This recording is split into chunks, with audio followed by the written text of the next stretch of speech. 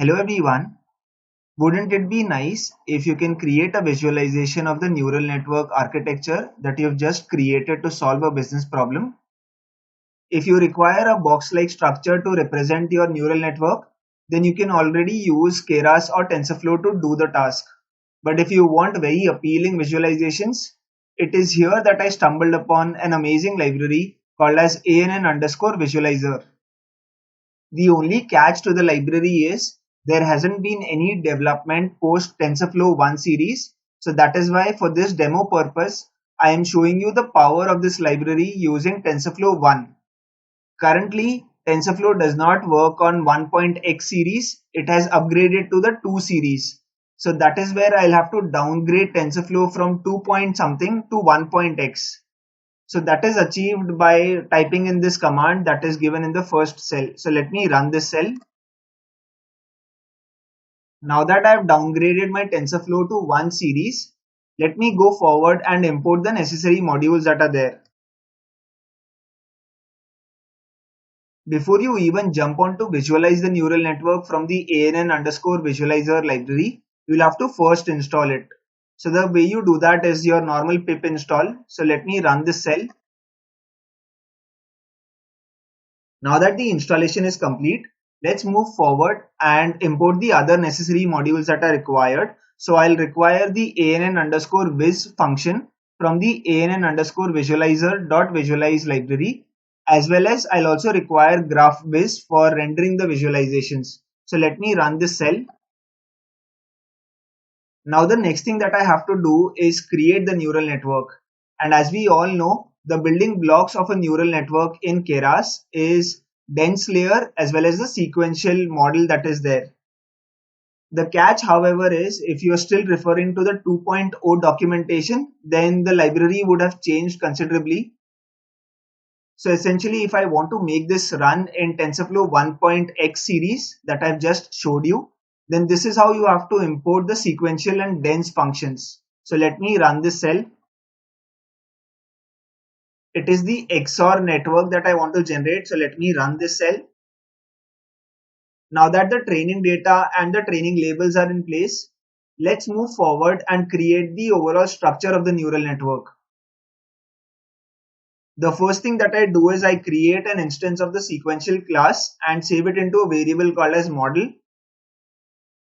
The next thing that I do is I create a dense layer that is nothing else but my hidden layer with 4 neurons which are connected to the 2 input nodes and have an activation function of sigmoid. Once this layer is set up, I move on to the final output layer, which is nothing else but which will give me a prediction whether it is 0 or 1.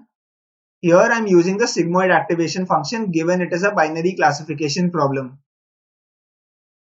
The final part with respect to the model is to define the loss, define the optimizer, and define the matrix that we are chasing when we are creating this model. So let me run this cell. The given library accepts the model structure and not necessarily a trained model. That is why I'm not training the model again to find out the optimum weights for the connections that are there. So essentially what I'm doing is I'm calling the function ANN underscore viz and I'm passing the structure of the model, that is the variable model itself, and I'm giving it a title that is simple XOR classifier. Before I execute this cell, I want you to look at the directory structure so that later you don't complain that I'm cheating somewhere. So let me show you the directory structure as well. So it just has a default sample underscore data folder that Google Colab provides. Now, when I run the cell, you will observe that there are a couple of files that have been generated. So let me run the cell. Now the overall visualization has executed. Let me refresh my content of the drive. As you can clearly see, there are two files that have been generated, network.gv and network.gv.pdf. So GV file is nothing else but your GraphViz visualization file. And the PDF that is generated is essentially from the GraphViz executable that is rendered in form of a PDF. So let me go forward and show you the actual visualization of the neural network. So the next thing that I do is I want to visualize the same .gv file in Google Colab or in your Jupyter Notebook. So I run this command, that is source dot from underscore file, and I pass in the GraphViz file that was generated. So let me run this cell and let me show you the visualization now. So this is the amazing visualization that is generated. As you remember, we were trying to solve for the XOR problem. So I had two inputs, X1 and X2. I had 4 nodes in the hidden layer and I had one output layer. So that is what we are able to generate right now at this point of time. If I show you the source of the GraphViz file that we just imported, this is what you observe. So currently it doesn't look very pretty. So let me print it out so that this will make sense. So this is the overall GraphViz file that is there.